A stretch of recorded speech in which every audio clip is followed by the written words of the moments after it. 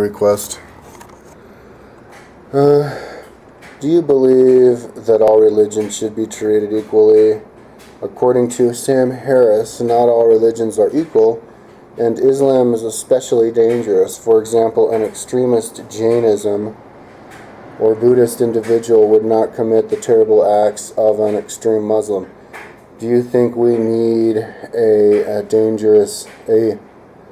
do you think we tread a dangerous line with political correctness towards religion, and we underestimate the threat of ideology? We got rid of slavery because people weren't censored and attacking it, yet the public politicians are too afraid to criticize religion due to fear of being seen as intolerant.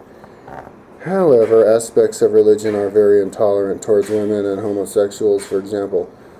How does society progress if we have political correctness and barbaric ideologies that threaten peace? Thanks. Ooh, interesting video request. Yeah, I think all religions should be treated equally. I think we should realize that, acknowledge and agree that all these big, ancient religions came out of different environments and all represent a new level of consciousness from what was in that area before, and but at the same time realize that religions always evolve, and so now in this world of international communication, we should evolve all the religions and acknowledge that they're all part of the same thing. There is one grander religion. If there's a grander one religion for a tribe or a group of people, which turn into the religions that we have now, then there has to be the same thing, a grander religion for everybody, for the whole world, since the world's getting smaller and smaller and smaller. But we should acknowledge all the positive aspects of all the religions, and also all the negative aspects, because there's positive and negative in everything, and when you mix things together, like biologically, when you mix different different species together, different things within the same species, genetically, as a biological rule, they always get rid of the bad recessive genes and they keep the positive genes, and so that's why it's good to mix species, and inbreeding within families is bad and that kind of stuff. So the same thing with religion. We mix the religions together and create a stronger religion, but naturally you have to get rid of the byproducts, and so we should definitely talk about the negative byproducts of all the religions. The religion that which consists of your background, but also all the other religions, because we're one world family. We're not, so we have a right to talk about people who we're not like, and have a beef with other people. That's where we learn ourselves most, is when people criticize us in ways from a vantage point where they're looking at us from a way that we can't see ourselves, because they're different. They come from a different background, and so they can help us realize. And so I don't think people are afraid to knock religion.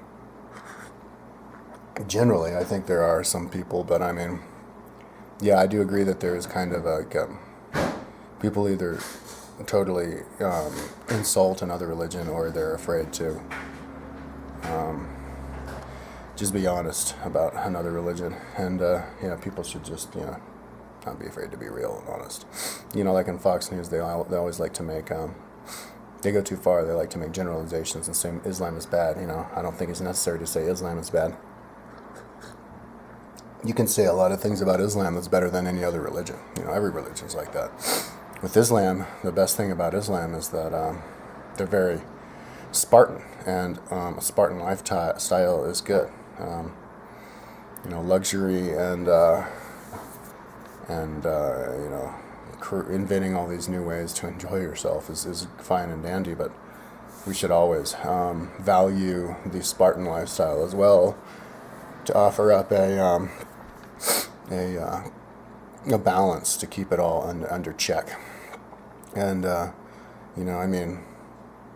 that's a good way to evolve, if you're not wasting your time doing frivolous activities. That's why the barbarians didn't want to become into the Roman Empire, and they wanted to keep their ways. That's why the Spartans made it so their money had to be really big, and they outlawed, like, luxurious items. Rome was outlawing luxurious items, in the time of Augustus, like silk sheets and stuff, because it just made you, weak, made you use your resources on stuff that didn't keep you physically strong, keep you, on your toes. And so that's one positive thing about Islam is they have a very sparse lifestyle. They don't put artwork up. They don't, do drugs, and they pray all the time, and they live in simple clothes, and that's great. But they do take the violence, jihad, fire with fire aspect too seriously. But you can always completely redefine everything. I don't think we need to completely get rid of things just because they represent something negative. That's like saying that the swastika people shouldn't put the swastika on the wall and stuff. Swastika existed a long time before the Nazis adopted it, and they only had it for, Nazis were only in power for like 10 years anyway, so, don't let it taint this magical symbol for all that time. Just use it and re-adopt the meaning. Same thing with the flag of the Confederacy. The Confederate flag can also mean Southern hospitality, and you don't have to,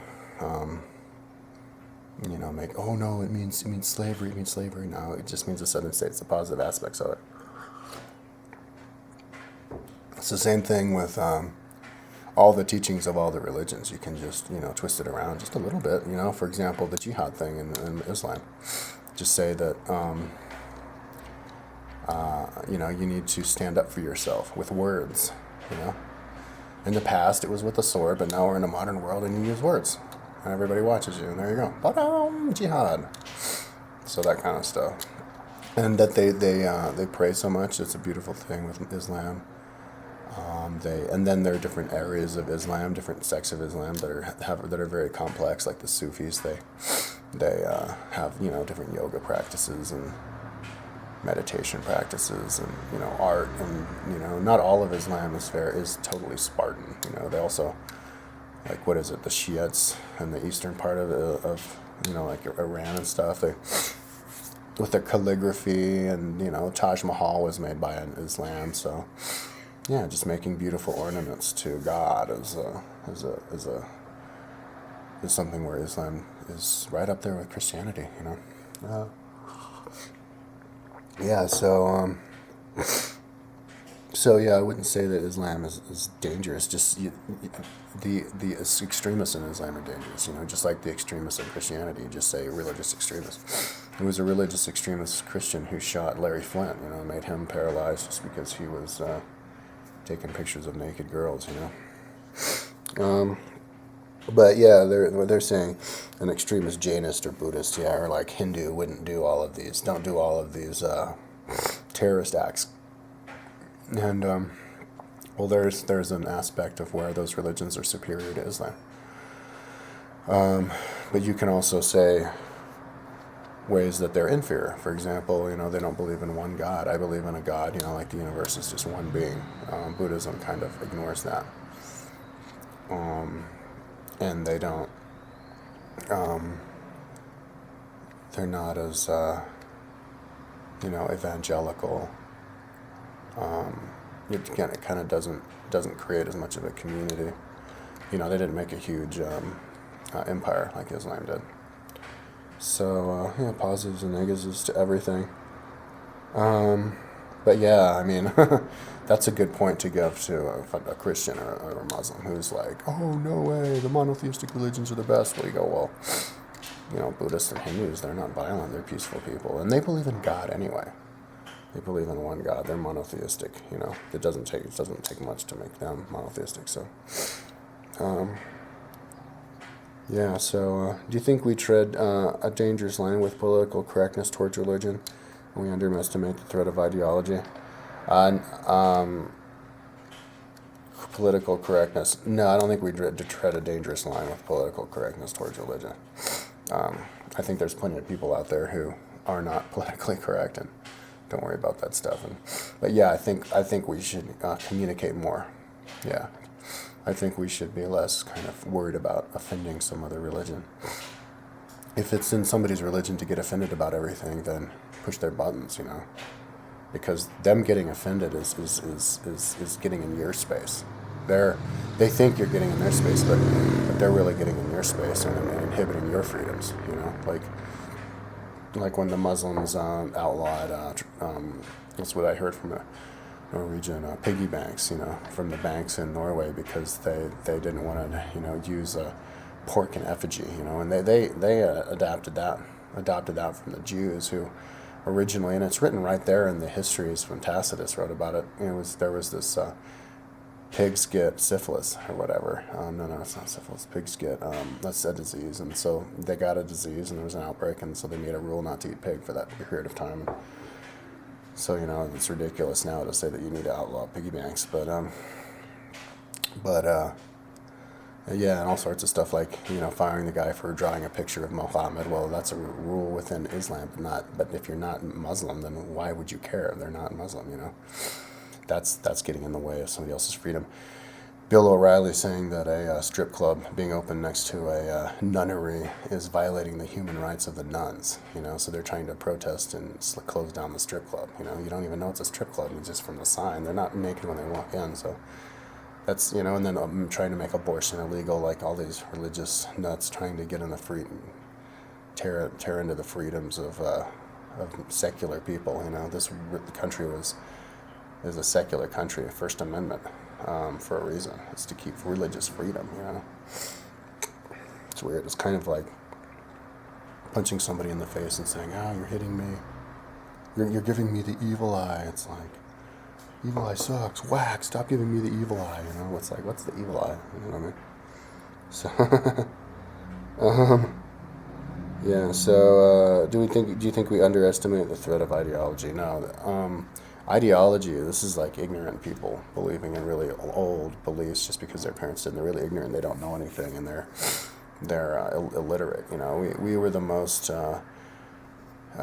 intolerant towards other religions, and like against the witch trials and stuff. When we were the most illiterate. The more literate we are, the more open-minded we are. That's like the Enlightenment, becoming interested in all of the ancient Greek philosophies and Egyptian and Middle Eastern philosophies again. That's education, that's growth, and people who are against that they're just ignorant. And we're getting into a world of education, so all this religious ideology is going to evaporate like dew off the plants in the morning sun. We got rid of slavery because people weren't censored and attacking it, yet the public politicians are too afraid to criticize religion due to fear of being seen as intolerant. I don't think they are. I mean, the Young Turks showed a video like a month ago of a Indian American senator being sworn in Washington, and all of these other American politicians, like the other senators, were heckling him, like he was swearing, on the Bible, like, in God I trust, and they're like, yeah, in God, not in Shiva, in God, because he was dressed in one of those like Indian dresses. It was nasty, like they're being dicks. Yeah, dude. Yeah, I think I don't think they're afraid. I think people are brave enough to talk. However, aspects of religion are very intolerant towards women and homosexuals. Yeah, we need to bring those apart. Like twisting around the Quran. But you can twist your meaning. I mean, if they can twist a meaning in the Quran to mean crazy things, and they have the gall to do ridiculous stuff, like, if you kill yourself for your religion, you kill a bunch of people for your religion, you get to go on your own planet where you have 70 virgins, But the word virgin meant grape. And that was like what Muhammad said when he was dreaming. 70 grapes. 70 like fruits. But then grape sounds like virgin, so they just changed it to virgin. And you can show them that in the history of that, and all the manuscripts and texts, and people agree that didn't mean that. And all that other stuff. You can just, even in the Bible, you can say, oh, but he said that because, and that's what you argue. And then you say, no, I'm right. And then you don't have to, throw the baby out with the bathwater. You don't have to say, oh, Islam, Muslim, bad. However, aspects of religion are intolerant. How does society progress if we have political correctness and barbaric ideologies that threaten these things? How do we progress if we have political correctness? Well, what is political correctness? Political correctness is just is not using words that are seen as offensive. So just don't say like the N-word, but other than that, there's nothing. It's not politically incorrect to say that Muslims killing other people, innocent people, is bad. People do that. So I don't think we have anything to worry about. We just need to communicate more and be more specific and continue to express ourselves and talk and all that, and all those the fanatics will become educated and evaporate away. Okay, peace out.